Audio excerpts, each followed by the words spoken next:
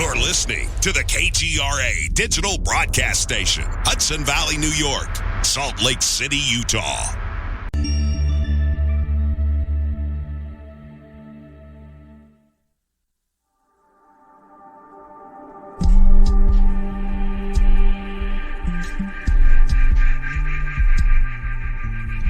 There are stories that connect us to ourselves and each other.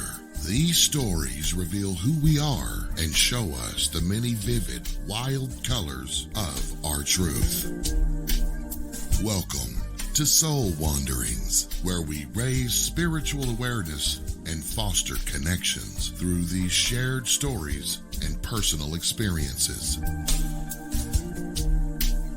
And now, exclusively on KGRA Radio, I give you your host for Soul Wanderings Radio. Here's AJ.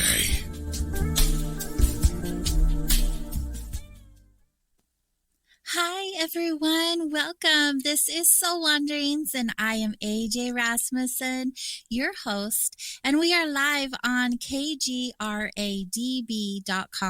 And if you would enjoy the show more so on video, I invite you to visit KGRADB Facebook and YouTube pages.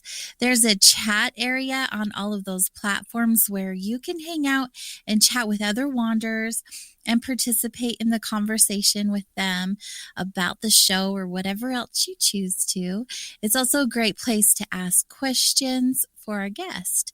And if you do have those questions, please type them in caps so myself and my producers can grab them easier. The same spiel I share with you every week. I'm just really happy to have you guys here and having those conversations. I mean, that's what we're here for, right? So really quickly, I wanted to share something with you. For some time, I have been thinking about this. I receive a handful of emails every week from listeners who share with me that they love the show and what they loved about this certain episode, what information about the show that they learned from and what they're implementing in their lives, and just sweet messages to me about who they are and what experiences have helped them by what they've heard here. It's just, it truly fills my bucket. Seriously. I reply to each and every one and I save them. They're just really good for me in a lot of ways to have that interaction with you and hear about your lives. So first, I want to thank everyone who has written me an email or sent me a card or whatever little message to me in some way on social or wherever else. Thank you. Thanks for reaching out to me and sharing your stories with me. That is what this show is journey stories. We have the opportunity to interview a new guest every week. But, I thought it would be a lot of fun to share some of these emails with you from time to time, with the writer's permission, of course. And have you heard about these journey stories from other wanderers about their spiritual experiences or experiences that they've had after they've learned something new from one of the guests on the show?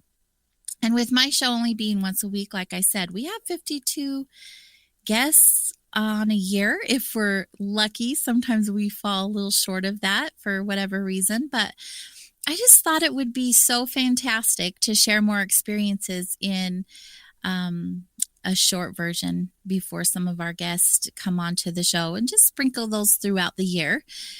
But with that being said, I would love more emails. So if you're not one to type, you can also email me a voice recording and share with me your experience and really share whatever you guys feel prompted to share with me. I've had people write in about their spiritual experiences in general and how they related to a certain guest. I've had people just share how meaningful a guest was to them and how it's changed their experience, their thought patterns, their beliefs, just, so many different emails and a lot just in gratitude. And if I could share those with you guys, I just think it would bring us closer together, start more conversations. And also, in addition to all of that, I thought I love giving gifts, and this is a way that I can give a gift to someone who shares with us to share their story with other people. Like I said, it brings us closer together. It starts new conversations. It makes us feel that we're not alone just having this one particular experience by ourselves. And I love gifts. I love giving gifts. It's one of my favorite things to do. So, in addition, I would like to share, if you do share a story with me and I end up sharing that particular story on air, with your permission, of course, I'm going to be sending you a gift, like maybe some KGRA swag or something from Vibes, my shop that I operate during the day, spiritual, metaphysical shop, or a piece of my artwork. Some of you guys don't know that I also am an artist and sell art on the side, but just a little surprise to you for sharing a little something of yourself with all of us. Return that little favor. So if you're interested, I want you guys to email me at connect@soulwanderings.com. That's connect@soulwanderings.com. But just that little spiel I wanted to share with you guys. I think it's a great idea. If you think it's a great idea, I want to see an email from you. Anyway, carrying on. Tonight we have a really exciting guest, and she is no stranger to radio. She's going to be amazing for us this evening. I'd like to welcome our guest, Suzanne Ross. Since 2015, Suzanne, the creator and executive producer of Sci-Spy TV, has been interviewing thought leaders from around the world. Her show is called Lighten Up, and it was featured on Voice America TV for 2 years running as the second most watched show on the most popular channel. And she was inspired to produce conscious media after launching her first book, Wake Up. During her book launch event, which featured many authors and speakers, Suzanne realized that the impassioned presentation should be featured on video and shared across social media and internet video platforms. She began interviewing the presenters in a studio setting and featuring highlights from their presentations, as well as promoting their books and websites. It wasn't long before Suzanne began attracting best-selling authors and world-renowned speakers as her show increased in popularity, and she became well known as a host, author, and speaker. And of course, as always, there's more, and I could go on, but who would rather hear it from our guest herself? Hello, Suzanne. Hi, AJ. Thank you so much for having me on your show. I'm so excited to be here today. I'm delighted to have you. You're so bright and shiny. Look at you. Thank you. I love your introduction and how you're connecting with your listeners, AJ. I love that you're going to have them email you and send gifts. And it is a great way to connect on a deeper level with your listeners and viewers. Thank you. I agree. It's already happening, but why not let everyone know? You can make it happen too. Share your story, get a little something from me just because I love giving, and it just all around good. I like it. Thank you. You're welcome. And I'm so delighted to engage in a fascinating conversation about spirituality and metaphysics. It sounds like you've been involved in both for a long time yourself. Yeah. Well, in the whole big scheme of things, no. Only 10 years, but it is my life, and it's what I get to do on the daily, as you do. So with your whole experiences that you have, like I'm just looking at you. You look very angelic. Your aura is sparkly, and you're so bright and shiny. And you can tell that you're doing some work, and you're helping others do the work also. Tell us a little bit about who you are outside of those credentials that I shared with everyone. Who you are and what is it that you are up to these days? Thank you so much for asking. Well, I feel incredibly blessed to be living in Sedona, Arizona. My husband and I came here on our way to the Grand Canyon in 2014 after I had a premonition in meditation about moving to this red rock paradise. I had never even heard of Sedona when I had the premonition. But then after the premonition in meditation, all of these people started coming up to me left and right with their photos of Sedona, their vacation stories. I saw Sedona t-shirts and bumper stickers. So I knew the goddess Sedona was calling me home. And when we came through here on our way to the Grand Canyon, I was blown away by these magnificent red rocks. I knew they were temples. This beautiful city is often called the Crystal City of Light. The Hopi call it City of the Star People. Just underneath this red rock iron ore is pure quartz crystal. Of course, it's well known for its powerful vortexes. And I have the privilege of taking people out into these sacred vortex sites on spiritual journeys. And it's one of the most favorite things that I do on top of energy healing, psychic reading. Of course, I'm an author and am working on my third book in my Up trilogy, Wake Up, Rise Up, and Lighten Up. And so I'm very excited about bringing my third book into the trilogy. And so have a radio show, Transcend the Matrix, that I enjoy doing on a weekly basis, as well as being the executive producer and founder of SciSpy.tv. I created SciSpy.tv a couple of years ago, and I had a vision in meditation of this genre, sci-spy, merging science and spirituality. And I went on the internet to see if anybody else was using that, and they weren't. So I trademarked it and then followed the guidance of spirit to create a TV network with that genre.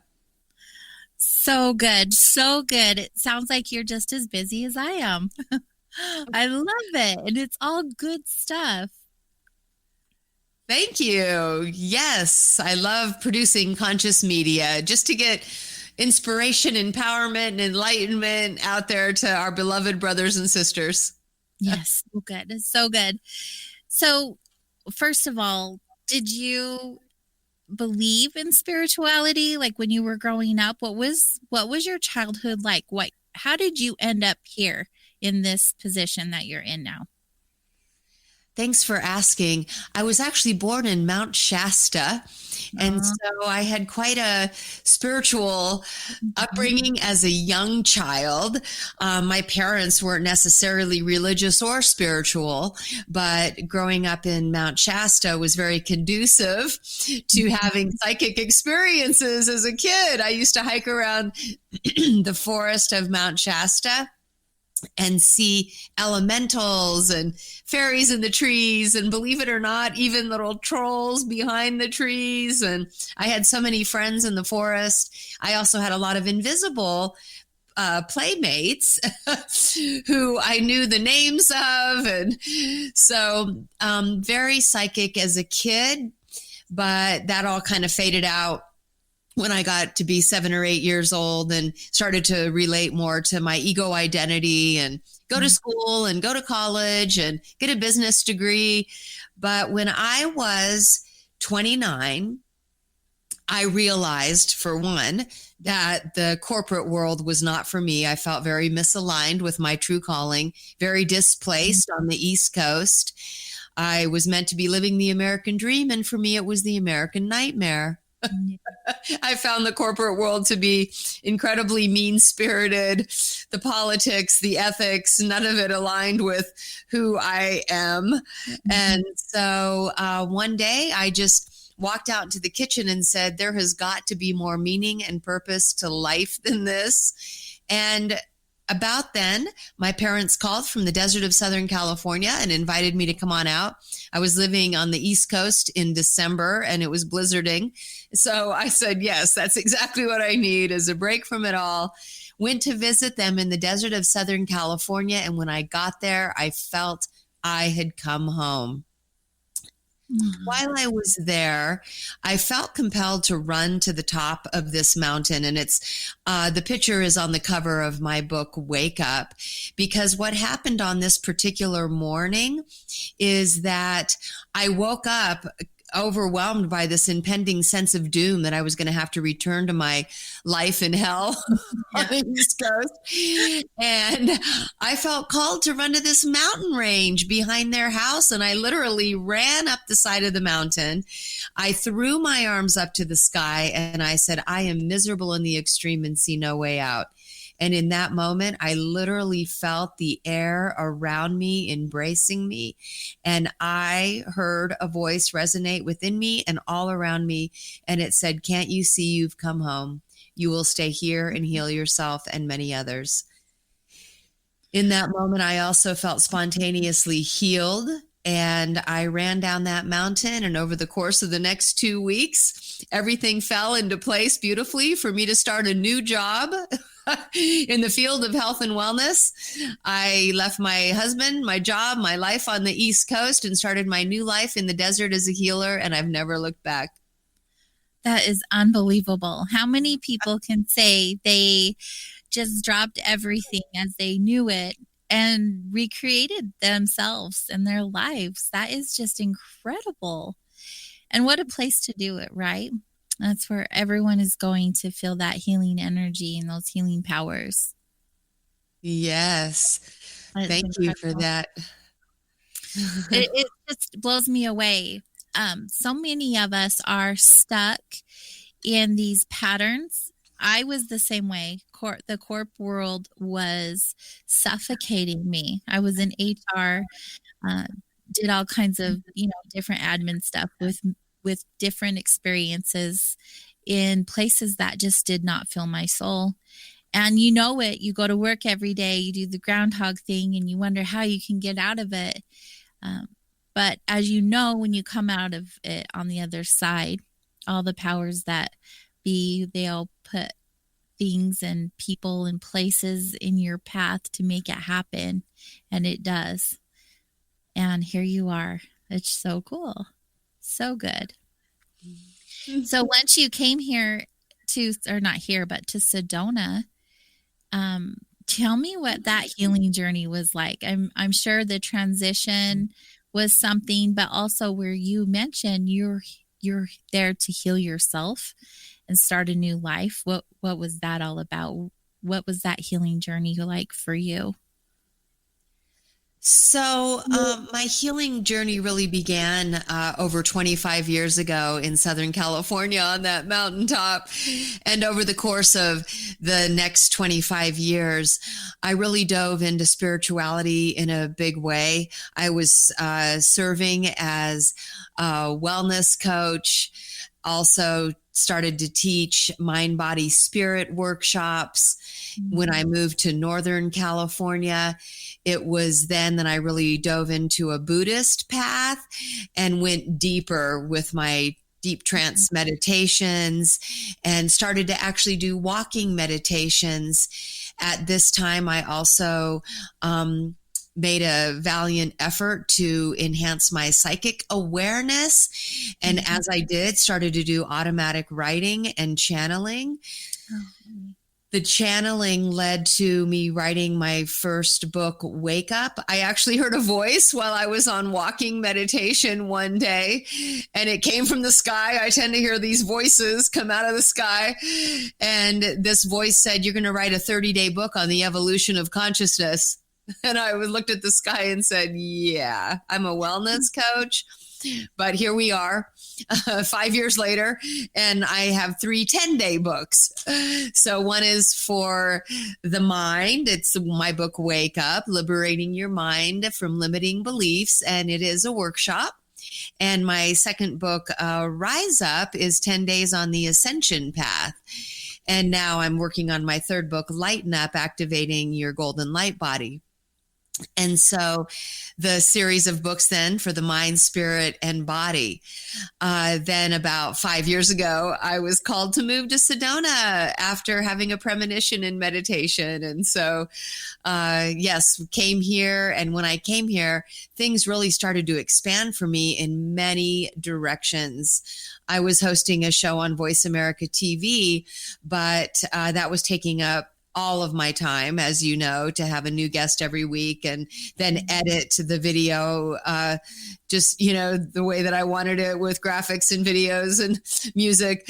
So I met a gal here in Sedona who we started going out onto the land here in the Red Rock Vortex sites. And she introduced me to techniques for tuning into the vortex. We met other people in Sedona who'd written books about Sedona and ended up creating a television series called Supernatural Sedona. And that turned into supernatural adventures around the globe and into the cosmos. And then I had a vision in meditation about the genre sci-spy and ended up creating sci-spy.tv, which now has 6 channels and over 30 shows. Wow. And so that became a focus. But then I got the opportunity to guide spiritual journeys out in the vortex. And I love doing that now, as well as hosting events. I host events and retreats here in Sedona as well. Yeah, full plate, Missy. I love it. When you were writing your books, you said that you heard voices from the sky. So when you were actually doing the work and writing the book, were you still guided, or were those actual experiences and thoughts and feelings that came from you in your life? Were you channeling the information is what I'm wondering. So it's a combination of channeling, automatic writing, and then telling my story from just a personal perspective. And so for Wake Up, what I wanted to do, in fact, in the beginning, I was writing all 3 books at once. And then my husband said, finish one.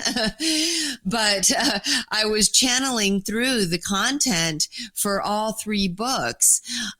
Wake Up was the first one to be released because Spirit guided me that people need to, my readers would be better off liberating their mind from limiting beliefs and doing some practical spirituality first, balancing karma in this and past lives before diving into the more metaphysical material in the second book, Rise Up. So it's really a progressive journey. But for Wake Up, I wanted to make sure that the process I used in my workshop was original and that nobody else was using that technique. And so what I channeled through is what I call a karmic cause and effect analysis. And with Buddhism as a foundation for my spiritual path, I was familiar with karmic cause and effect, but Spirit channeled through me a specific process through which this karmic cause and effect analysis would help to reveal the life lessons that we've come here to learn. And then a process through which those lessons can be applied to your life today so that you can master them and move on to more advanced lessons. It's really a way of intentionally creating meaningful experiences that incorporate your life lessons so that you can consciously evolve toward more enlightened ones. And so Wake Up also contains some autobiographical material, but really I'm just sharing my transformational life experiences as a template for my readers to share their own. That's wonderful. It's perfect. I really enjoy the workbooks when I get a book and it actually asks me questions and kind of plants the seed for me to think about what I'm reading, not just read through it. So that's a really great idea for me. And I know a lot of people learn that way. So good on you. That's a good one. Thank you. With your books, certain type of people go out looking for answers. Well, all of us want the answer ultimately, like, why are we here, right? But once someone has like somewhat of maybe in the beginning of awakening or during the process, or they're even just curious about an awakening, what benefit would your books be for them? I understand the different steps that you go through, but when they know nothing about spirituality or awakening or consciousness or what any of it means, why would your book be so great for them? Thank you for asking that. And so Wake Up is a great introduction to spirituality because we do start with just practical spirituality. And these are practices that you can do on a daily basis to start introducing yourself to the basics of spirituality. And one of them is just being present. For instance, I just have people say moment to bring themselves into the present moment. I inspire them just to walk out in nature and be very present with all the living things and beings in nature. I have them do a practice called redirect, where they become the witness of their thoughts. And when they have a thought arise that doesn't align with love, that they notice it and they have an opportunity to redirect it into a more loving, kind, compassionate thought before it becomes a word or action. And so these are just some of the practical spirituality practices. But then also I have meditations. So there's 10 days in the workshop, and every day has various modules, including the practical spirituality, including self-discovery questionnaires, including a meditation. And these are basic like chakra meditations, like breathing practices. There's also pages for journaling. And so, yeah, Wake Up is a great introduction to spirituality. And at the same time, you're doing some personal development, learning the basics of spiritual practices and also breathing practices. So, yeah, I find that Wake Up is a good start. But then my second book, Rise Up, is much more metaphysical in nature. It's 10 days on the ascension path. And in Rise Up, we're asking the much bigger questions about who are we? Where did we come from? Why are we here? Where are we going?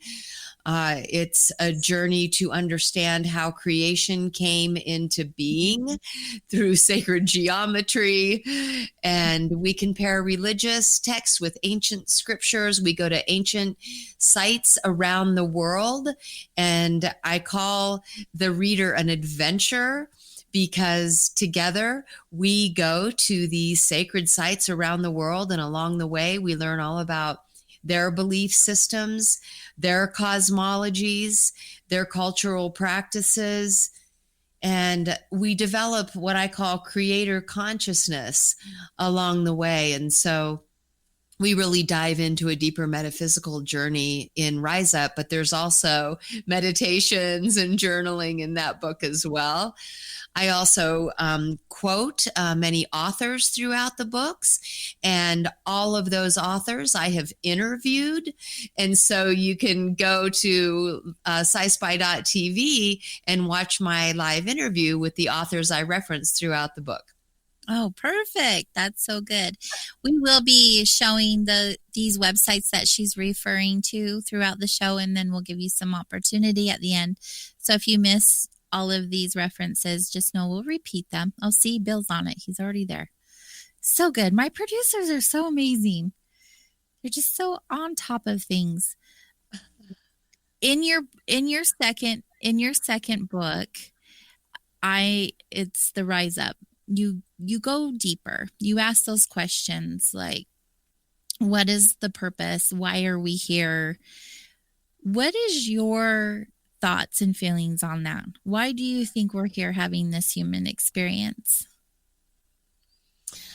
I believe that we are having a space-time experience in multiple timelines and in multiple dimensions as a way to know ourselves through experience, through doing. I believe that we have an eternal soul who stands at the center of our creation and mentally projects holographic fractals of its personality into many different timelines and dimensions in a journey to know thyself and to experience love. I believe that our eternal souls exist in an existential reality where they just are and they can know thyself through being and existing, but that they had a desire to know thyself in a different way through experiencing, and so created a mental construct called space-time to have these virtual reality experiences, which they produce, direct, view. We are the avatars here in space-time as these holographic fractals. You say that with such conviction, like you know this to be your truth. Without hesitation, you explain to me what your belief is. How did you become aware of that belief for yourself? How did you know that is your truth? Do you have an experience or? Yes. And so I've several, just countless experiences, right? Once I started to, what I meant. yeah. Once I started to go into deep trance meditations, take astral journeys. Also, I had a missing time experience in 2017 with two friends where we lost 4 hours of time. And after that, started to download so much information about who we are as multidimensional beings coexisting in many different timelines and dimensions all at once. And that the source of all of these avatar experiences is our eternal soul, who is programming all of these avatars in all of these different realities, but knowing that that is also you. And as fractals go, each fractal still contains the whole. So, even I can access my eternal soul essence and see through the eyes of my eternal soul to view all of these lifetimes that are unfolding in different timelines and different dimensions. As such, I also do timeline regressions and take people into other lives they're living in 3D timelines as well as in higher dimensions for multidimensional soul reunions. After my missing time experience, I developed the ability to communicate interdimensionally and be shown different dimensions of time and space. I started out by understanding who I was being in all of these different dimensions. And then I realized that I could do it for others and that it was a calling. I was also shown how when I help people to gather their fragmented soul aspects from different timelines and then from higher dimensions, how it actually ignites dormant DNA and brings more of their brain online. I was always curious about why we only use 10% of our brain and actually have only 4% of our DNA activated. And I was shown that because here in 3D, we're literally being only 10% of who we are in wholeness. And so as we move into higher dimensions where we have other fragmented soul aspects dispersed and we merge with those, it allows us to activate dormant DNA and bring more of our brain online. This all started to come through for me after my missing time experience. I would like to get into that some more here in a little bit, but before we do, I don't want to lose this part of the conversation. I'm really curious about the soul fragments. In the line of work I do, I no longer practice energy healing, but I have a great team that works with me in my space. And I hear about them referring to soul fragments and finding pieces of those fragments. And I understand the concept and I appreciate what's being shared. I just haven't had the experience that I'm aware of. So it's foreign to me. It doesn't make a whole lot of sense I mean, it makes sense, but not a whole lot of sense. Like putting those pieces together here in the experience that we're aware of. So we're here being human right now, you and I, but we have other pieces of ourselves in other dimensions. Why are we trying to gather those pieces? Why aren't we just letting it be what it is? Is it so important that we have these fragments brought back to us in this experience here? Does any of that make sense, what I'm asking? Sure. Why, how, and what is going on here? Yes, so we can certainly embrace this 3D experience if we choose to stay focused within the 3D matrix. But many of us are seeking to go beyond the 3D matrix and expand into more of who we are and explore all that we are and all that we can be. Many of us are seeking to consciously evolve at this time.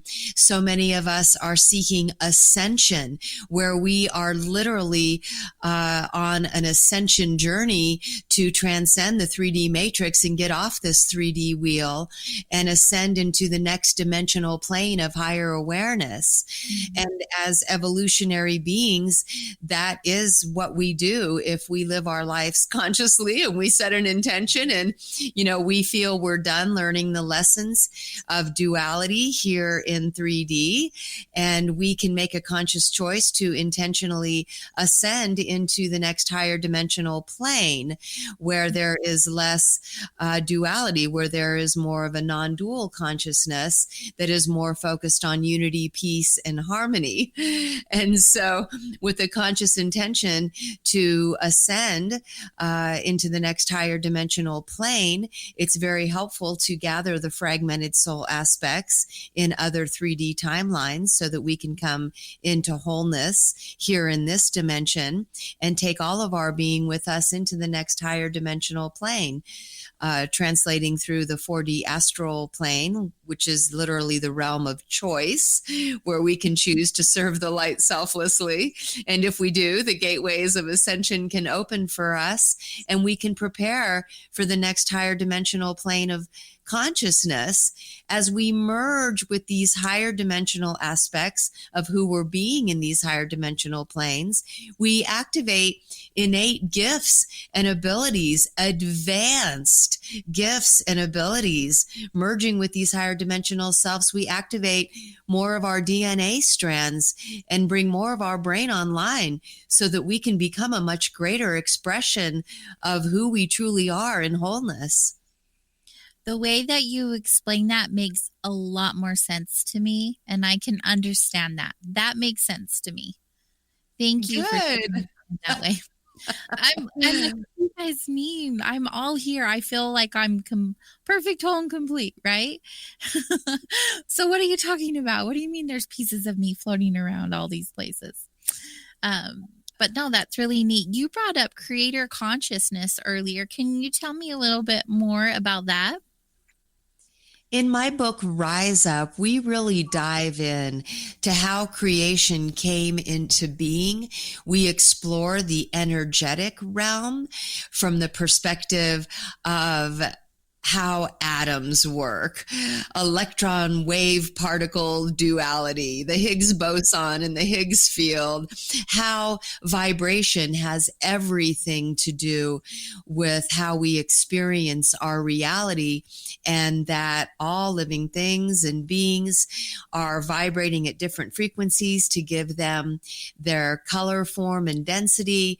Once we start to understand how the elements of earth, air, wind, fire, and ether work, how the platonic solids work, and sacred geometry, then we can play more of an active participatory role in creating our own realities. We are all an aspect of the one divine source, of the one infinite creator.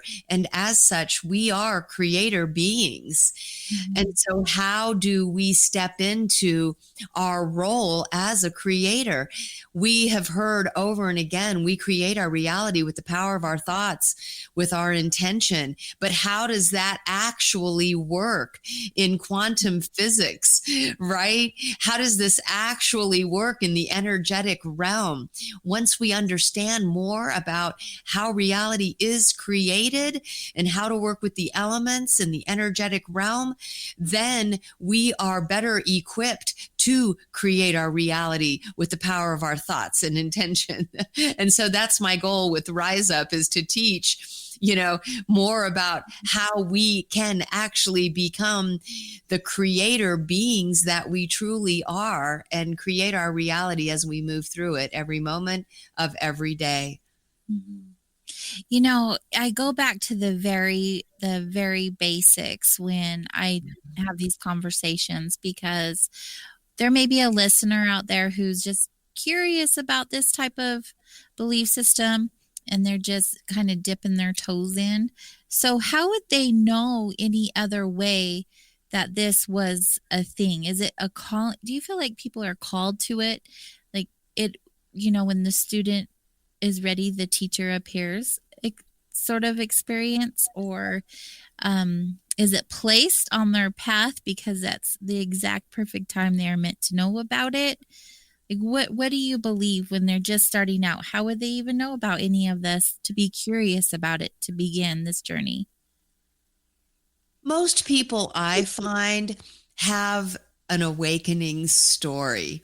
And if they're tuning into your show, they're definitely on their awakening journey, soul wanderings, right? And so those who have become seekers are oftentimes very curious about everything to do with the spirituality, personal development. For myself, as I began to consciously evolve, I just had an insatiable curiosity about everything to do with everything. Like, I wanted to know everything there was to know about spirituality, metaphysics, quantum physics, science, religion. And so many people who step onto the path because they are awakening, do have insatiable curiosity about how to proceed on their path, how they can become more awakened, how they can become more enlightened. And many people now are even curious about ascension. And so I would say that, yes, if people are tuning into your show, maybe they are a student who is ready for the material that I'm presenting today. And, whatever they feel drawn to when they, browse the internet, certain subjects may be more interesting to them than others. They may be drawn to certain practices more so than others. And so it's just a matter of following your intuition and seeing where the guidance takes you, and what practices, books, practitioners, services appeal to you. I am a spiritual counselor, and so I offer sessions for people throughout my books. And so if someone were to pick up my book, Wake Up, for instance, and they felt like they had questions about, their journey, or questions about how the workshop is meant to be taken, they can sign up for a session with me over Zoom, or come to Sedona and have it live. But I always offer guidance and counseling throughout the journey of both of my books. Let's see. I'm checking my calendar. I definitely need to go to Sedona. Come to Sedona, AJ. We have so much fun. It's definitely on my list. For so many years, I've heard so many amazing stories from people visiting and having these experiences. And I feel like I'm drawn to it regardless. I'm just in Utah, and we have tons of red rock desert here. And I love being in the desert. And I just I know if I put my feet on that soil there, I'm probably done for. I'll be packing my bags. And so maybe that's why I haven't quite made it yet, because I know that'll be a big shift for me. But my calling in life is definitely to hold space and assist people in their healing journeys. It's definitely my thing. And going to a place like that, I would be able to live my purpose more in depth than I'm able to do here, which, I do a lot of great things here, but that place would be definitely a higher level, I would have to say. I say higher level, I was going to say an ascension in a way also. You brought up ascension. It's such a fascinating topic to me, and it's been brought up so often in the world, in my conversations in my world, over the last year especially, because with all of the propaganda and all of the things that are happening here on a human level, there's so much more going on behind the scenes on a spiritual level. Do you want to talk to us about that? Yes, definitely.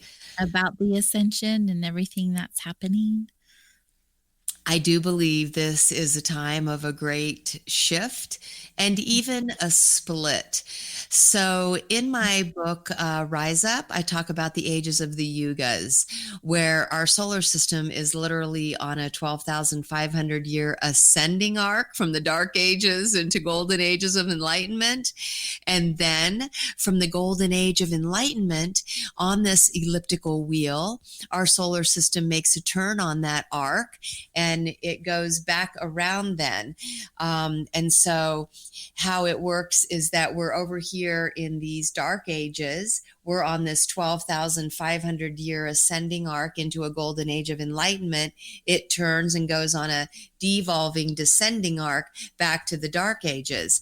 We have seen this throughout our history, where we were once advanced temple building civilizations in Egypt with the Egyptian mystery schools, priests and priestesses, and then also in the Mayan temples.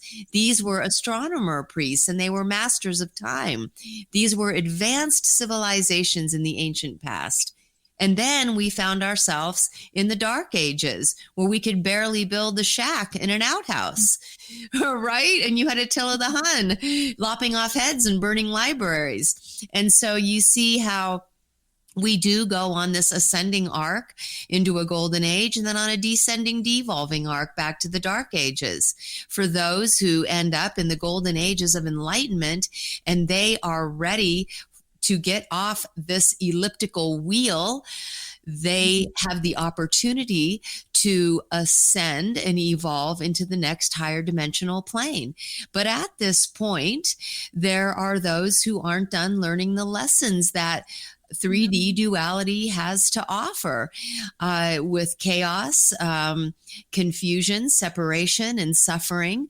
And so they just make a choice, maybe subconsciously, to turn on that arc and go back into the devolutionary descension cycle back to dark ages so they can go around the 3D wheel again. Buddhism calls it the 3D wheel of separation and suffering, but it does have valuable lessons to learn along the way. And that's really what it's all about, is learning the lessons, mastering the lessons in that dimension before moving on to the next one. And so at this time, I think it's become very evident, and I think COVID was a great catalyst for that, for people to choose to awaken, to become more enlightened, to seek sovereignty and ascension by living more conscious lives with more intention, while at the same time, there are others who are moving deeper into fear, contraction, compliance, and who are being led by those who are of a darker force on the planet who are clearly devolving on the descension arc and engaging in atrocious acts that would indicate a devolutionary mentality. Definitely. I love that you just shared all of that. Where do you think we're at on that elliptical cycle that you were sharing with us? Where do you think that the majority of us are? That was a really great question. So, for one, just for the listeners who may be doing the math, so it is a 12,500 year ascension arc, and it would seem that we would only be 2021 years into it. But a profound channeler from Turkey, actually, who ended up channeling a source called Mevlana to create a over 1,000 page book with all of her channelings of the solar hierarchy, the Great White Brotherhood, beings from other star systems, came through with the channeling that in the year 1900, that the solar hierarchy made a collective decision to put our planet on what they call an advanced evolutionary progression. And so on this plan, they catapulted our planet into the golden ages of enlightenment by making 1 year equal 100 years. And so in a mere 100 years, we were advanced 10,000 years. And as such, catapulted into the golden age of enlightenment, where we now have this opportunity to get off. Now, as far as what percentage of our population is choosing ascension and what percentage is choosing descension, I do not know, but I do know that people around the world post-COVID are awakening en masse. Mm-hmm. Yes. It's been profound to see that reaction in our space. So Vibes is a business I co-own and manage. And we've always been pretty busy, but I'll tell you what, this last year, I've had more people walk in my door, asking questions, falling apart, coming in and just having complete breakdown sessions, coming in like completely what we would say crazy because they're losing their minds. That's what it looks like. That's what it feels like, But, just so many more experiences are happening. People are coming in and asking questions, and crystals aren't woo-woo anymore. They want to carry them with them, and they want to learn more about rituals like smudging and, different types of things to do through meditation. And, all of the questions that they ask when they start being more aware of what's going on in and around them. And it's like nothing I've ever seen in this whole journey that I've had. People aren't looking at me like I'm crazy for doing it anymore. They're like, oh, that's what you do? Tell me more about it. I want to know more. Instead of like, you're a witch. You know what I mean? Totally two different versions. And it's really, really neat. So these conversations are happening, and people are making different choices and really diving in and doing the work, and just being around it feels like electricity running through your body. It's exciting. And I love that they're making these choices. The people that I've been around, I know that's not the case everywhere, but they are asking the questions. They are waking up. Definitely. Do you see Sedona being more crowded than ever?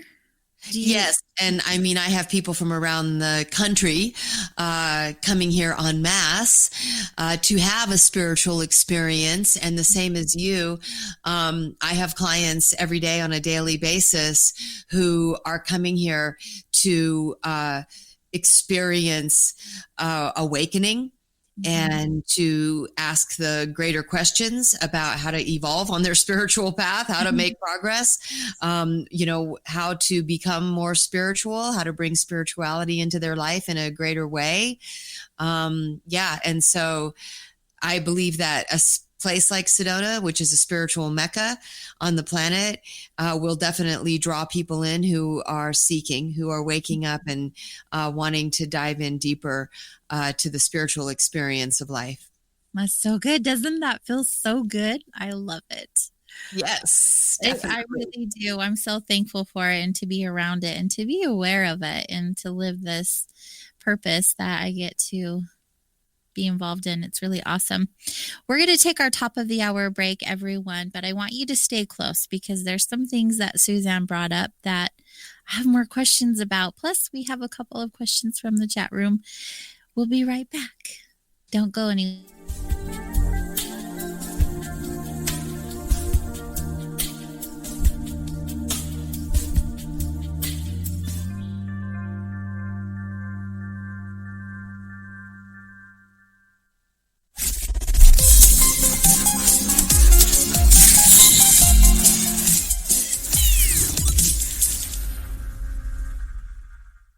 Hey everybody, it's Shyla here, welcoming you to KGRA DB's weekly segment of The Roundup. We've got a few fun and exciting talking points to go over today, the first being that our shows are going to video. We also have some updates on the app, and we're going to talk about KGRA's Chronicles Volume 1. Thank you, Shyla, and hello, everyone. Ray Sobs here. I just wanted to let you all know that we've got some shows coming to video, and we're super excited about it here at KGRA. More and more of our radio programming is crossing over to the video platforms, and we've got more shows coming in the future. So you're going to want to stay tuned to this program for more information as those get closer. But for now, I want to tell you about Night Vision Radio with Renee Barnett. Every Friday night at 10 p.m. Eastern, Renee has a fantastic program, and she's going to video. The next show is on Saturday night. Every Saturday night at 8 p.m. Eastern, Anthony Kimmery brings you Homeland Security Off the Record. Great program as well. So we're really excited about both of these programs going from radio to radio and video. And like I said, we've got a lot more that are going to be coming really soon in the future. So stay tuned to this program because we're going to be letting you know right here exclusively. And with more information on some programs that are about to start right here on KGRA, here's Eric Brager. Eric? Hey, how's it going, Race? How you doing, my brother? Oh, I'm doing so good. Super excited about this information you're going to bust out right here for the first time. Dude, I'm so excited. Bill and I are going to be doing the producer show every Monday, 6 p.m. Eastern. And I couldn't be more excited. I am so ecstatic about doing this. Yes. It's going to be a lot of fun working with you on the air now because we've worked for so long behind the scenes. Yeah, right. Being able to actually work on the air together, it's been something that I've looked forward to for a long time. I knew it was going to happen. Yeah. And now that date has come. We're going to be leading off the week's programming right here on Mondays. So we've got about 30 minutes to an hour to jam pack everything we can that what happened last week on the programs and what's going to be coming up this week. Right. And the phone lines are going to be open too. So you guys can call us and ask us all sorts of questions. And I'm excited about that. So much stuff happens behind the scenes with the guests and the hosts. A lot of that connection that it takes for us to be able to put these shows on are not really thought about. So I'm excited to bring that to light. Yeah, that's going to be a lot of fun as well. You know, KGRA has been your connection for interactive content for almost a decade. Right. With live HD phone lines for you to call in and reach your hosts and guests live in real time. We've got live and interactive chat rooms. We've got radio and now streaming TV for you. So, you know, it's all right here at the KGRADB.com. That's right. And that leads me on to the next announcement.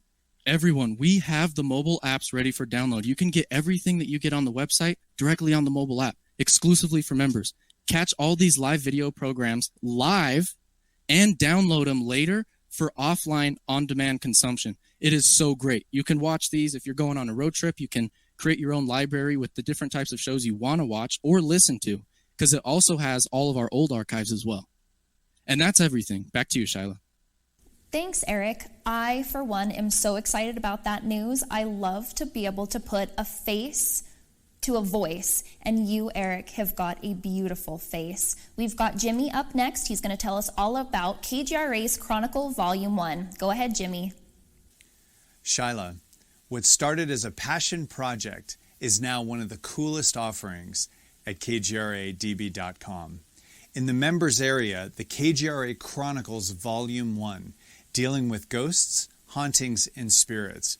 It's a 10-track behemoth, 6 of our best episodes on the topic, including 4 interviews that I was able to do with the hosts, including Warren Brigger from True Theorem Radio, AJ from Soul Wanderings, Tracy Austin, specifically her episode on the Bothell Hell House, and Chase Kletsky, dealing with The Conjuring. It was all very unsettling to me and going to be excellent for you to listen to. So go to the KGRA DB members area and check out the KGRA Chronicles Volume 1 and get ready to be scared. Back to you. Thanks, Jimmy. Well, you heard the man. Get your membership so that you can listen to the Chronicles, because who doesn't love a scary story? I think that that's all that we have for you this week, but we'll look forward to seeing you next week on KGRA DB's The Weekly Roundup. I'm Shyla. We'll see you later.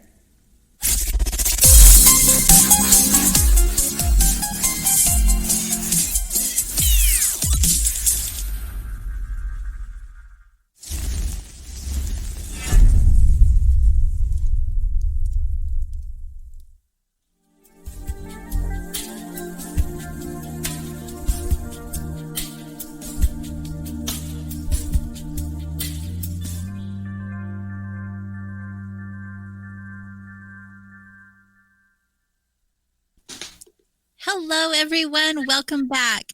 Now, how was that for a commercial break? I swear we have the best team here on KGRA, and you are listening to Soul Wanderings here on KGRA Digital Broadcasting, Salt Lake City, Utah, and Hudson Valley, New York. So check out that website, kgradb.com. Like they said, there is so much going on behind the scenes. I don't want you guys to miss out on any of it. It's worth it. I promise. So good. Tonight we are wandering with Suzanne Ross. Welcome back to the show, Suzanne. You have so many adventures happening and taking the time to also share them through your writings with your books and your radio shows. You're a busy lady, and I'm so thankful you're sharing your beautiful light out in the world with all of us. It's all good stuff and so needed right now. So needed. Thank you, AJ. I'm so glad to be back for the second hour and to take a deeper dive. Wonderful. Yes, I want to talk about this missing time that you've brought up a couple of times. You said you were missing for 4 hours. So there's obviously a story to that, and I'm curious to what it is. Yes. So when I first recognized the name Arcturian in a text that I was reading, it was actually these ascension manuals that were written by a gentleman who was presenting all of these different star races. And when I saw the word Arcturian, I knew that I had to know everything there was to know about the Arcturians.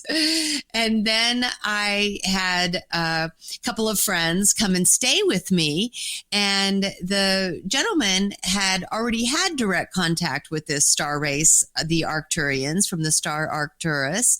He had actually moved out to a very remote place in order to have direct contact. And he did. He actually became acquainted with an Arcturian aboard a craft named Jazz. And he had maintained contact. And so when they were here at my house one night, we thought, let's set an intention to see if we can make direct contact with the Arcturians. Maybe they can show us their craft, come closer, some kind of closer contact than we had previously, because I live right near what's called Montezuma's Well here in Sedona. It's a really powerful portal. People often see lights going in and out of the well. Of course, Sedona is a UFO hotspot. And we had seen many lights in the sky on the horizon off of my back deck, where lights would come right over the house and then turbo boost over it. Like there was no denying that there was very strange activity. But we thought it would be cool if we had closer contact. So we all held hands and we set this intention in my living room. And then we went out on the back deck. Now, the first thing that happened is the lights went on the back deck, which can only be done by turning on the light switches inside the house. And there was no one inside the house. So we kind of looked at each other like, okay, well, that was weird. And then we all felt dizzy and we saw this huge explosion of white light on the horizon. We grabbed the handrail, all feeling dizzy.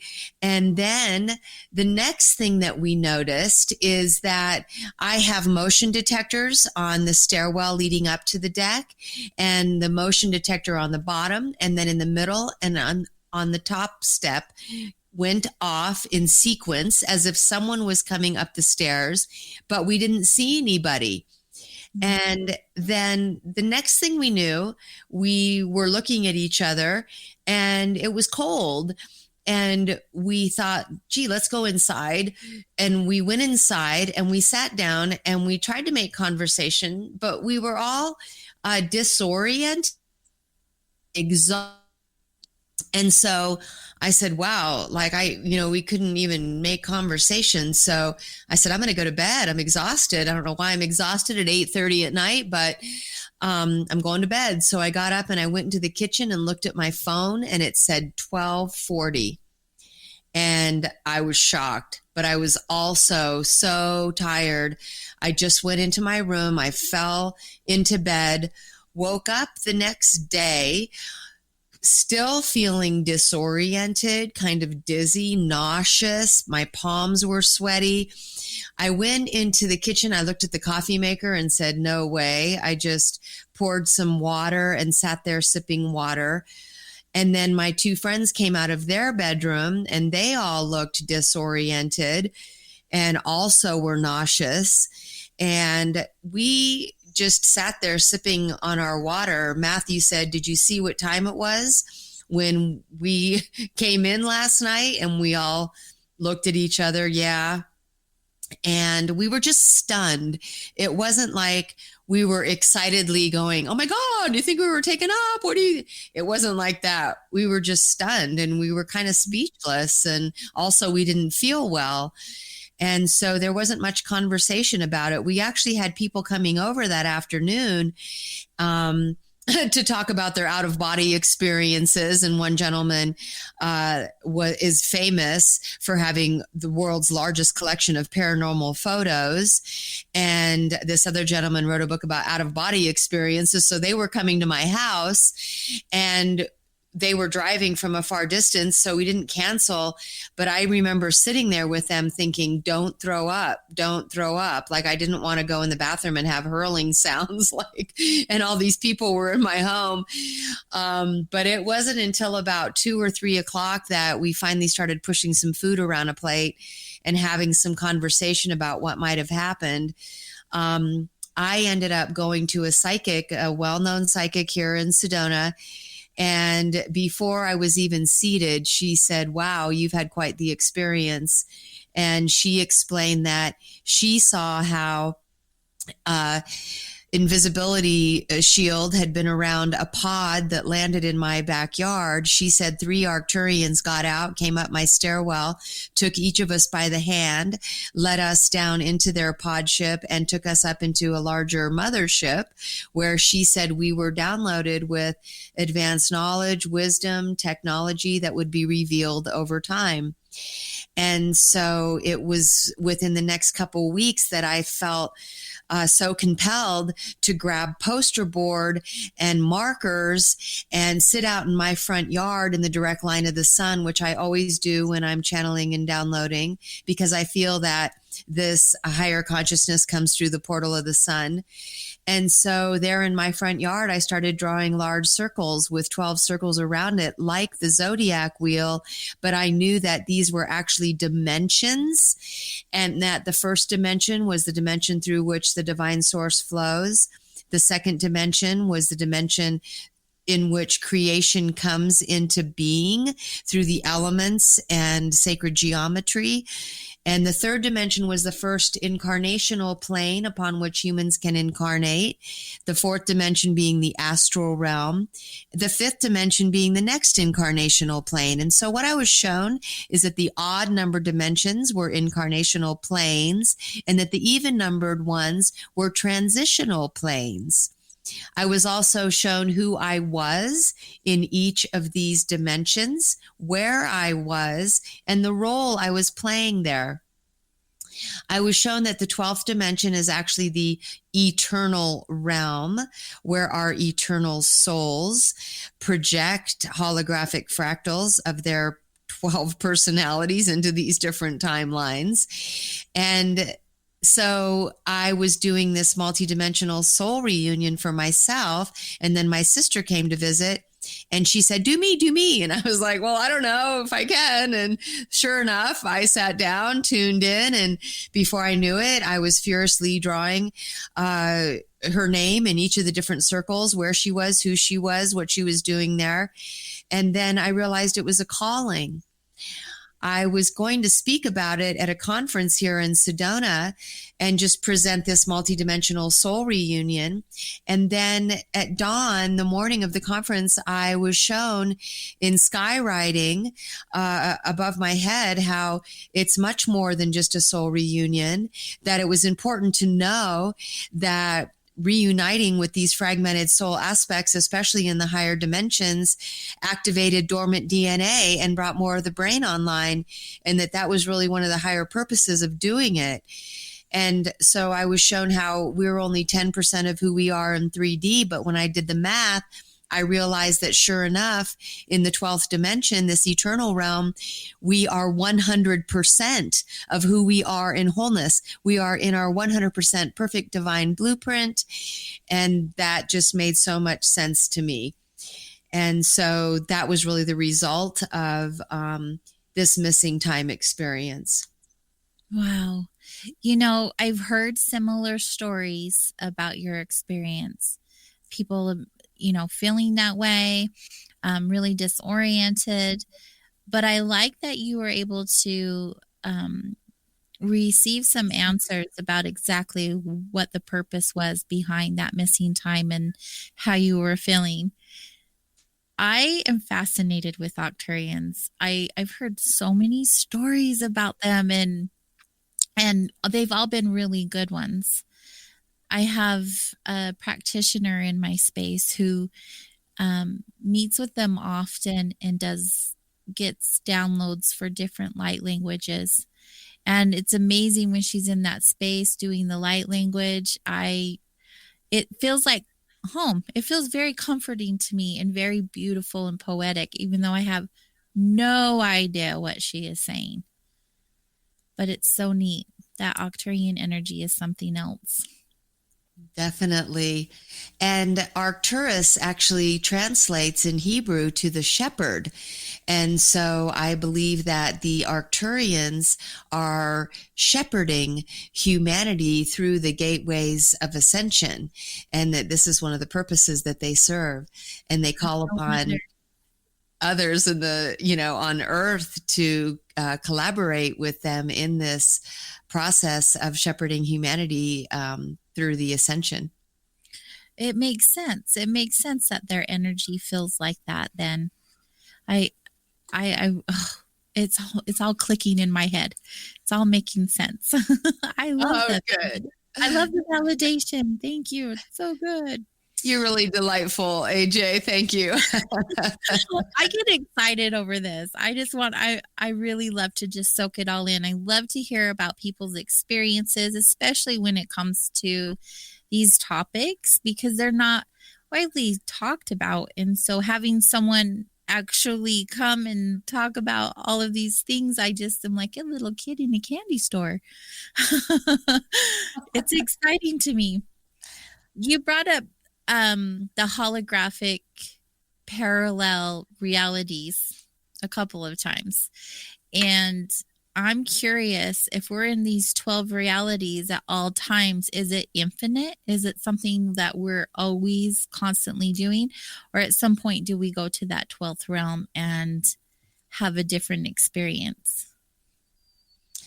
Such a great question. And so, what I've come to understand is that, yes, we are all sourced by the infinite. And as such, we are an aspect of the one great self experiencing through us as us. And so, in that sense, we are infinite, a drop in the infinite sea and the entire sea all at once. But that this infinite source flows through a portal between infinity and eternity, because the one great self needed to create a realm where she could start creating. And so you need a realm that has a beginning and no ending. Infinity is beginningless and endless. And so projecting consciousness from infinity into a place that has a beginning, eternity, but no ending, that the one great self could then create things and beings in their perfect divine blueprint. And the one great self expressed as the original 12 archetypes or 12 personalities. And also then the eternal children he created also then expressed themselves as 12 archetypes. And so in this existential realm, the 12 archetypes come into being.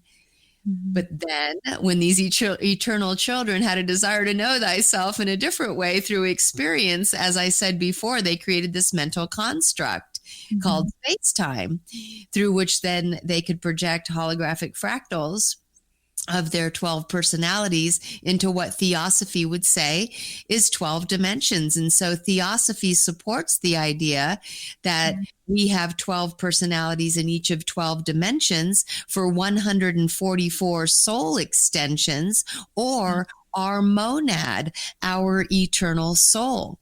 And so you asked, is this ongoing? And the answer to that might come from a phenomenal text, which again is like 3,000 pages, and it's called the Urantia book. And in the Urantia book, it teaches us that there is a place beyond these evolutionary universes. And it's actually called the Absonite realm. And in the Absonite realm, we just are. In this realm, you would then say that we might be done doing, and now we are ready just to be these Absonite beings in a place of stillness, peace, and bliss.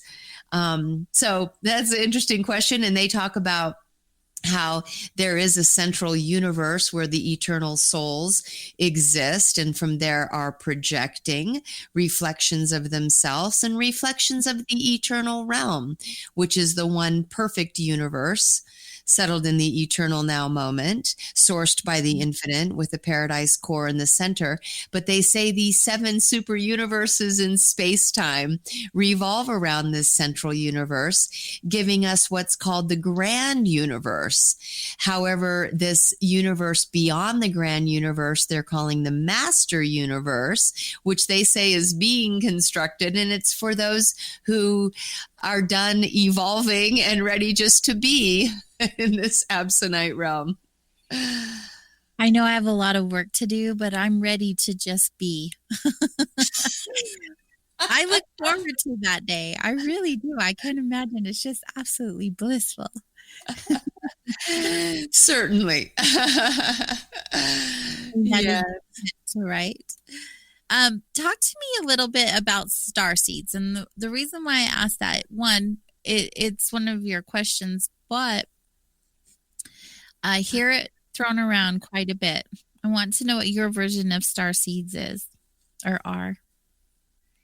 And so, as I explain these rather complex topics, I just want the viewer to know that this is all written about in my book, Rise Up, in a way that helps you move through it slowly and gradually. So it's not kind of so mind blowing in the moment. But right. And really quick to the show. Definitely get the book, people. Definitely get the book. But as far as star seeds, my understanding is that when this planet became inhabitable, that it was designated as a life experimentation lab. In the Urantia book, it says that 1 in every 10 planets is designated as a life experimentation lab. And on the other planets, you just have one species. But on these life experimentation planets, that multiple star seed races can imprint their star seeds so that then the beings that come into being on that planet have the star seed DNA. And so on our planet, I understand that there were 7 star seeds imprinted. First, there were the 6 Sangic races, which were the same colors as the first 6 chakras. With my chakras behind me here on the wall behind me, it says that there were races that were red, orange, yellow, green, blue, and indigo blue.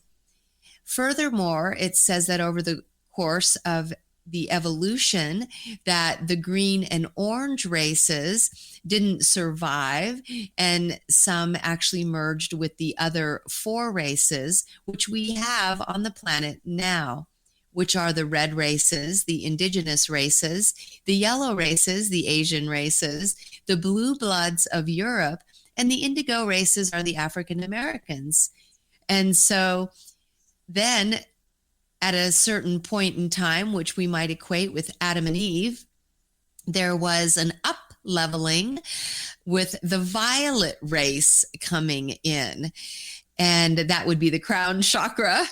And this violet race was a more advanced race that was able to catapult us into becoming Homo sapiens sapien. Wow.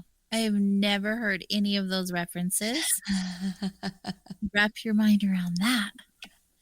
We've been upgraded multiple times throughout the history of our planet, and it's been clearly written right in the ancient texts and scriptures, particularly like the Sumerian clay tablets. But certainly we know that Isis in Egypt was from Sirius, and Osiris was from Orion, and that was clearly written in the pyramid texts.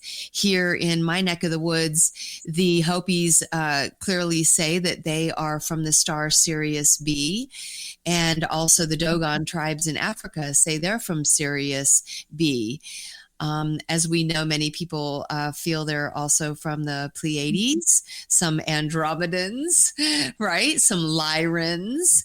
And so these would be the races that imprinted their starseed on our life experimentation planet.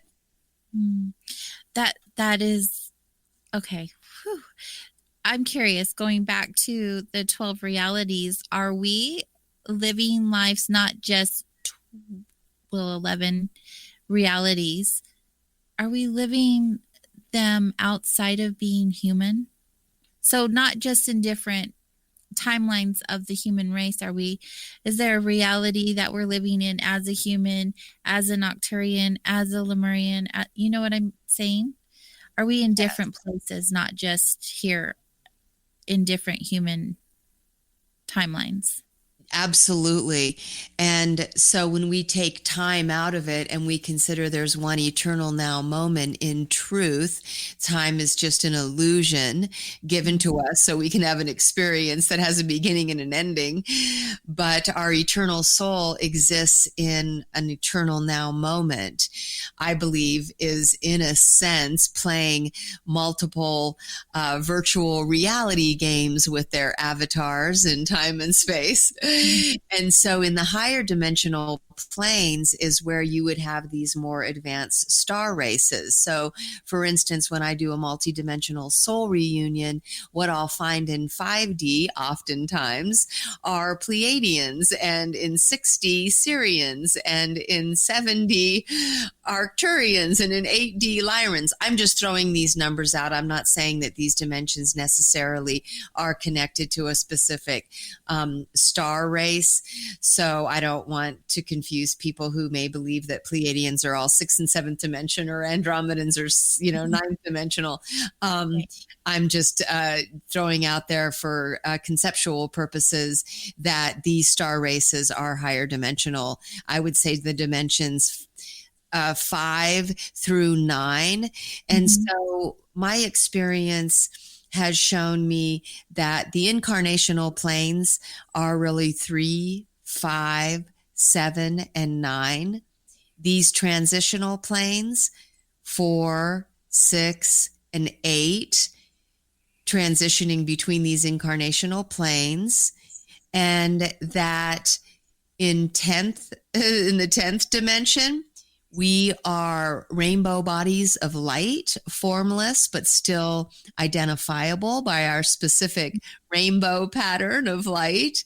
And that in the 11th dimension, we are sound.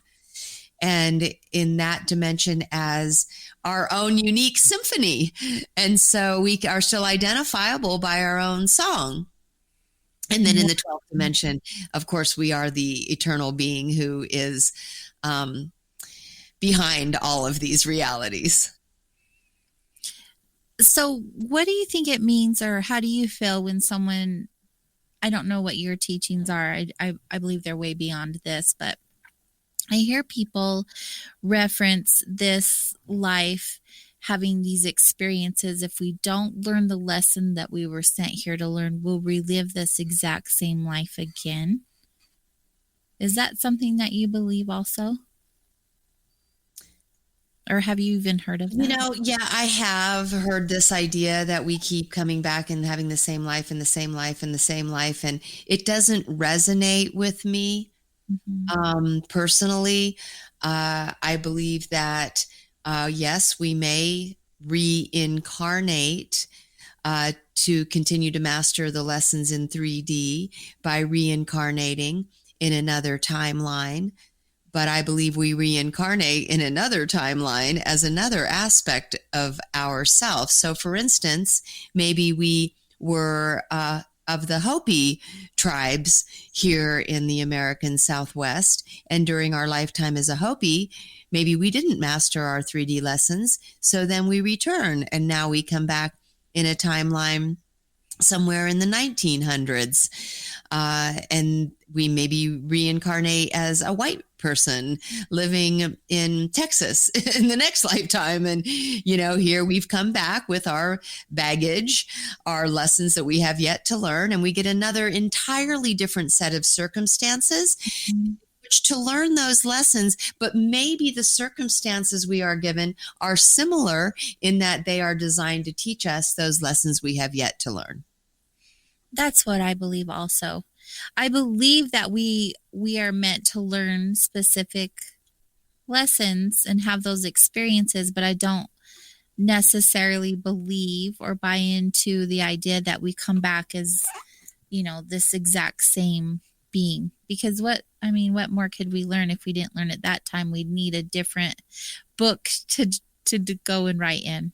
Very good. Yeah, like the way that you do. Well, it's just interesting, people ask questions because we're all wondering, like, what is the purpose to this? And, how does this all work out?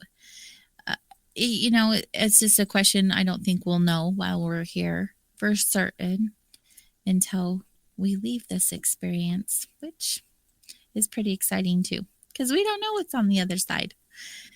Right. I believe the wheel goes round and round and round too. So as this avatar evolves and is ready to experience the next dimension, I believe there's a two-dimensional aspect of myself that's ready to step into the third dimension and the fourth dimension. And I believe the wheel kind of goes round and round as these avatars evolve, that there's a less evolved aspect of themselves that moves into the next evolutionary dimension. You see? Yeah. It's a fascinating way to look at it, but it's one that I've resonated with the most, especially through my journey, just wondering what's real, what I've experienced, what does that look like, what feels right within my soul. And that one definitely resonates with me the most. And it's also brought me to a place of great peace, knowing that like there is a purpose. I feel like there's a deep, meaningful purpose. It's not just we're here and then we're not, which is something that I once believed in my life a long time ago. And it's comforting to know that's not my truth anymore, and that I'm surrounded by people who feel the same way that can support that belief. And I'm not just, you know what I mean?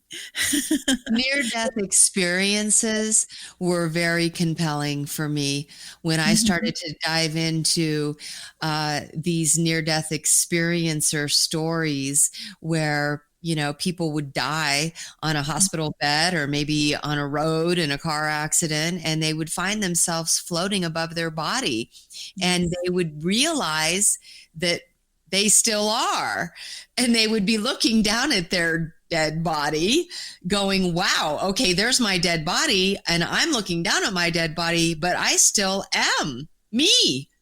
I may be in spirit form, but I'm still totally me, even though my body is passed. And then they would go on this, these incredible journeys and be pulled into the light, and they may see Jesus. They may see past loved ones.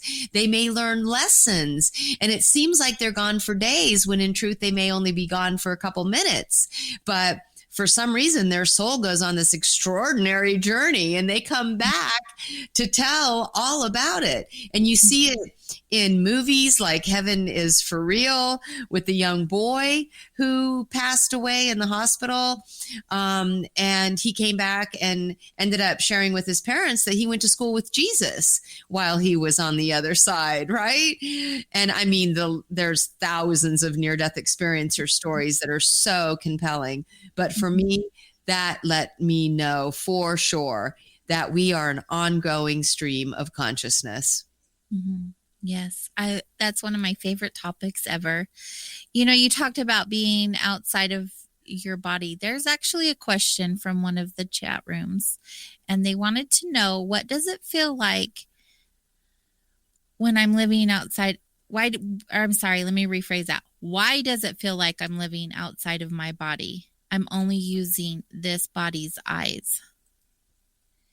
That's a great question. I believe that this caller has tuned in to their eternal soul essence and is now seeing through the eyes of their eternal soul, and as such witnessing their avatar as if they're floating above and watching their avatar go through the motions.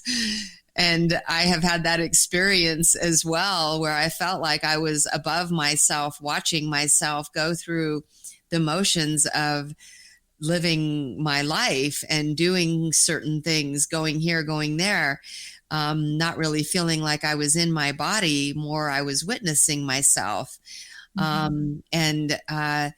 So I believe what's happening is this person in the chat room has tuned into their eternal soul and is, in a sense, seeing through the eyes of the eternal soul who is behind these realities. That makes a lot of sense. There are times where I feel definitely out of my body, And I always chalk it up to traveling at night. Sometimes I'll go to bed with the intention of going on a journey, and sometimes it just happens because it was meant to happen.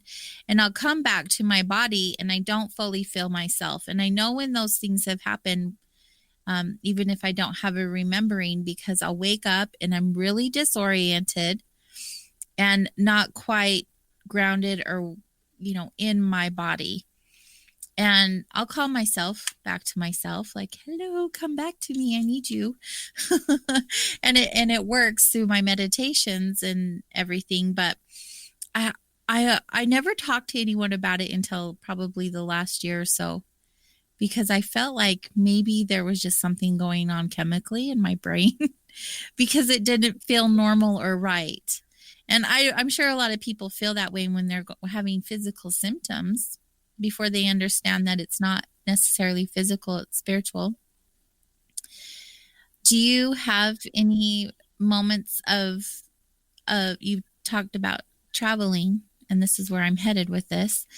Do you have any moments of going on these journeys, these astral traveling experiences that you actually remember and brought back information to share with people? Yes, and so that would be part of shifting into different timelines during meditation and becoming who I am being in this other timeline. Because as I said, when you take time out of it and you realize there's this one eternal now, then you know that you are actually being all of these different personalities in different timelines, right? And so in meditation, I'll find myself being a Hopi medicine woman. I'll find myself being a little girl in Sweden with my sheep. I'll find myself being a cowgirl in Texas. And so, this is when I am aware that I am reuniting with these fragmented soul aspects in 3D timelines. Of course, then I have experiences of going into higher dimensional planes as a Pleiadian, as an Arcturian. And when I went to Arcturus, I actually saw that there was pink sand and the sky was purple. And it's interesting because oftentimes the Arcturians are depicted as having pink skin and oftentimes purple uniforms. And so when I went to their reality and I saw that there was pink sand and purple skies, thought that was cool. I often make an intentional journey with traveling in my Merkaba. And that is really the most effective way I have found, is to travel in my Merkaba, or what you might call your golden light body. I'm sure you're familiar with what a Merkaba is, but it's certainly a great way to soul travel. Mm-hmm. Mm-hmm. Have you ever practiced any type of plant medicine for journeying? I have not. I am at this moment in time, have absolutely no judgment about it whatsoever. I think it's amazing that people are going on these journeys, and that's a great way to have an interdimensional experience, I'm sure. I have kind of made a commitment to release DMT through going into deep meditative states, which science has shown does in fact release DMT. And so through my deep meditative trance journeys, I have experienced much of the cosmos, have traveled interdimensionally and communicated with the beings there. And so I'm going to stick to my non-hallucinogenic journey and do it this way for now. But yes. I'm just always curious because some people do take that path to go into those different realms. I haven't had that experience myself. I really am practicing the art of meditation. Why do you think that, or how has it even become important to you, the meditation, and why is it so important to you? Because in that meditative state, like I was saying, DMT is released and it allows you to travel interdimensionally and soar through the cosmos and learn more about the true nature of reality and this incredibly colorful depictions of multidimensional planes and the holographic fractals that define these time-space realms. But also meditation for me is all about then going into a place of stillness and presence. Of course, it's deeply relaxing and it brings me inner peace and even into states of ecstatic bliss. I believe in the stillness of the now moment. We are tuned into our eternal soul essence and can even experience the infinite source from which we came. And so all very profound experiences in meditation that are important for our spiritual progress. And so people will come to me and say, well, how can I progress on my spiritual path? I want to see this. I want to do that. I want to experience, these states. And it's like, well, you really have to dedicate yourself to the spiritual path on many levels, but you definitely need to dedicate yourself to meditation and learn just to get better and better at it. And I offer many of those techniques in both of my books. Fantastic. Another reason to purchase these books, as if there weren't already a ton of them. I have talked about meditation on the show quite often, or my guests. People immediately, when they haven't meditated or just newly beginning at it, always say, I can't meditate. I can't quiet my mind. Only to realize that obviously quieting your mind would be a master level. I don't know very many people who can quiet their mind through meditation, or if that's even the purpose. So with all guests that bring up meditation, I like to ask some tips and tricks, if you will, for a lack of better words, on how they can get better at their meditation practice. What are some things that you would recommend to the listeners to help them with their meditation? I would definitely start with guided meditation because staring into nothingness just seems to speed your mind up. And then you're like laser focused on the gazillion thoughts flying through your mind and you keep attaching to them and it keeps taking you to another thought and another thought. And so one technique of just getting started is to have a shrine space. I really recommend that people create a shrine space where they can have different objects like crystals, like a glass of water, like a candle, different things that represent the four elements, pictures of angels, archangels, any deities, or even extraterrestrial beings that may be important for them. And then once they have their shrine space, to start by following the breath. It's really helpful to focus on following the breath. It brings you into that state of connection with your body and sort of into that stillness and relaxed, peaceful place. The blue sky mind is another technique of just imagining your mind as like a clear blue sky. And then if something rolls in on the cloud, like emails or taxes or something to that effect, you put it on a white cloud and you send it out of your sky blue mind, knowing that you can tend to that later. And as clouds come in with their little topic on them, you can just keep sending them out until you maintain a clear blue sky. And that practice is really effective over time. Guided meditation then certainly is very helpful because now you have something to focus on that you're listening to and doing and applying. And so your mind is then focused off all of those thoughts that were flying through your mind. Now you're focused on your guided meditation and you're moving through it. Once you've done guided meditation for a while, then you may very well be ready to do meditation on your own, applying some of the guided techniques that you've learned. Great advice. Thank you so much for sharing that. So good. It's so good. At the beginning of the show, right in the very beginning, you brought up as a child having different types of experiences. And one of those was playing with invisible children. I'm curious about that story or those stories. Can you share with us? Yes. So I remember the first moment that I became consciously aware when I was sitting in a high chair in the corner of the kitchen. And I saw the back of my mom who was preparing food. And it was like the first moment that I realized that I had come back, and I had come back as a baby, and I thought it was very funny. And I remember looking at my fingers and wiggling and looking at my toes and wiggling my toes and having this thought, I came back as a baby, and I laughed and laughed. And then I saw this back of a woman preparing food for me.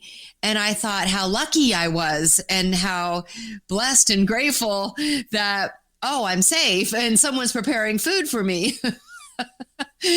And so it was like my first conscious awareness. And then when I could walk, I would play in the yard a lot. And I had so many invisible friends, and they all had names, Amy, Beth, Joe, Scott. And my mother ended up building a little dollhouse for me so that I could have a place to go and serve tea to all of my invisible friends, because I was talking so much all the time that I think it was actually annoying her. My father, they built a little house for me to go and be with all my invisible friends and just talk and talk and talk and talk and talk. And they were very real. Then what started to happen is at night, I experienced how these Casper beings would come into my room, and they were blue, transparent beings. They would often come in sets of 3, and they would stand around my bed, and they would make me laugh, and they were very loving, and they would do some kind of energetic transmission, which I knew was important for me. And I was always excited for them to come and to transmit love and light into me and make me laugh. And I called them Caspers because as a child, that was really my only reference to these ghostly looking beings. And so that would happen at night. Another thing that would happen during the day is that my mother would let me go play in the woods. And we had this large black cat named Lucifer, of all things. And this large black cat would chase off critters. And so I felt safe with my big black cat, Lucifer, and we would go into the woods. In the woods, I became aware that there was fairies in the trees that had wings, and they were much smaller, but I felt like they were much more highly energetic. Reflecting back now, they were probably vibrating at a much higher frequency. But I was very well aware of them, and also trolls. And I knew that the trolls lived in the trunks of the trees.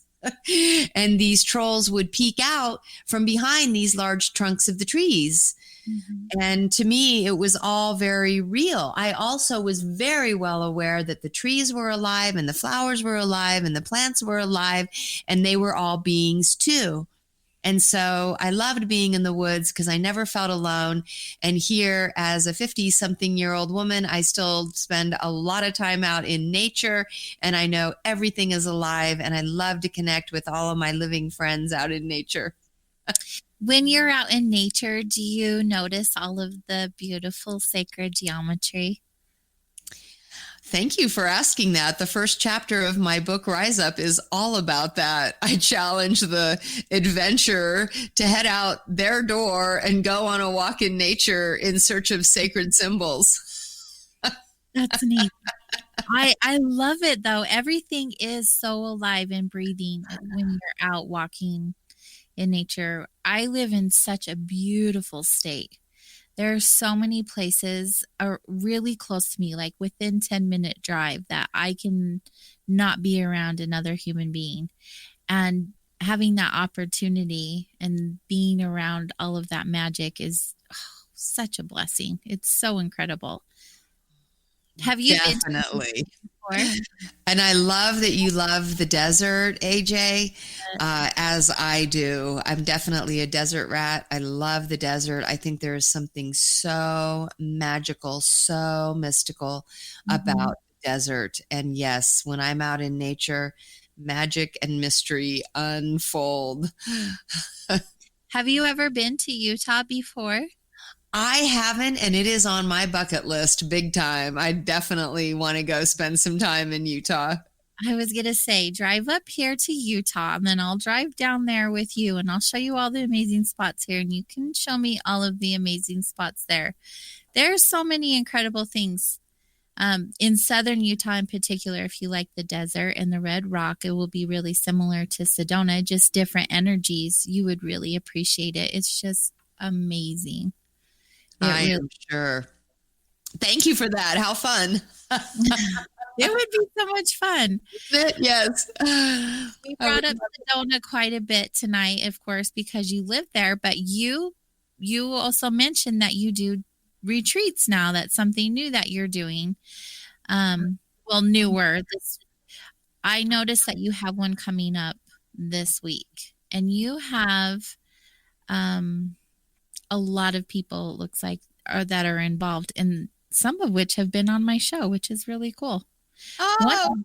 which was on my show last week. Tell Yes. us a little bit about this event, because it is virtual. Is it still available for people to attend? Yes, thank you for that. And so what I do is I offer video footage of those guests that were featured in my live retreat. And so I had a live retreat during the spring equinox here in Sedona, and I had amazing people. I'm sure you recognize some of the names: Maureen St. Germain, Lori Spania, Stephanie Smith. People who were best-selling authors and speakers. And yes, I had them all come to a retreat center here in Sedona, where I like to do my live retreats. It's a gorgeous private 10-acre property with Oak Creek flowing through it and red rocks towering over it. And the gentleman who owns the property is so gracious to let me use his property for our retreats. And we film the whole thing. And then I share the footage from the retreats in these virtual ascension retreats. And yes, so people can sign up for the virtual ascension retreat, and then they have access to like 40 videos. And it's not just videos of live presentations out in Sedona. It is also interviews with them, videos they've created on their own. So it's much more than just, the dozen people who were at my retreat. It includes many, many people who couldn't come to my live retreat, but still want to be part of the virtual ascension retreat. It's quite a list of guests. Good for you, gathering all of these amazing people together. It's so magical. We only have a few minutes left, about 5. I want to make sure that everyone is able to reach you, to attend your events, to grab your books, to listen to your shows, all of that good stuff. Would you share all of that with us, please? Oh, thank you. Your producers have been so great to be running my websites and my TV network across the bottom of the screen on SuzanneRossWellness.com. Thanks. On the homepage, you'll find everything that I do there. As you scroll down, there's a graphic for my books, for the spiritual journeys I do in Sedona, also my radio program. program, my television network, which is sci-spy.tv. Oh, thank you. Here's the Sacred Sedona tours that I do in the beautiful Red Rocks of Sedona. You'll see there that I'm playing my Tibetan singing bowl and taking people on a sound healing journey. This is a beautiful spot that I take people with that gorgeous view of Cathedral Rock. Thank you. This is my radio program, Transcend the Matrix.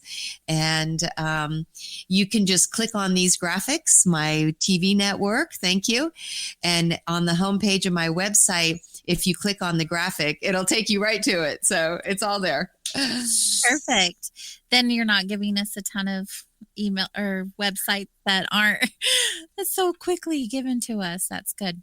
All in one location. You have, like I said, you have so much going on, and I just adore that about you. You are listening to the call and doing the work, and it's just magic. I love when people listen and really tune into their calling and share their love and light with all of us. It's needed. And it's magical, and I appreciate it so much. Do you have any final words you want to leave with us as listeners, as humans having this journey experience that we're having together? Thank you, AJ. I just want to let everyone out there know that you are both human and divine, that you have access to all of who you are as an infinite, immortal, and eternal being, that you are a magnificent being of divine perfection. Go out there and radiate your love and light to the world. I dearly love all of my brothers and sisters on this planet. I wish you abundant blessings of love, peace, joy, harmony, and unity. I send you love. Mwah.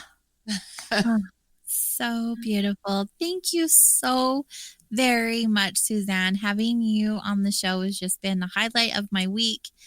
In so much gratitude for you. Thank you very much. Thank you, AJ. I send you lots of love and gratitude as well. Keep on being amazing. Thank you. Right back at you, girl.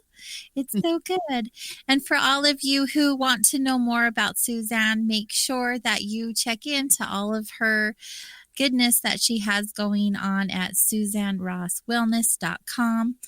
And if you want to know more about me and the show, check out soulwanderings.com. And of course, you guys, we have so much going on the station right now and more on the way.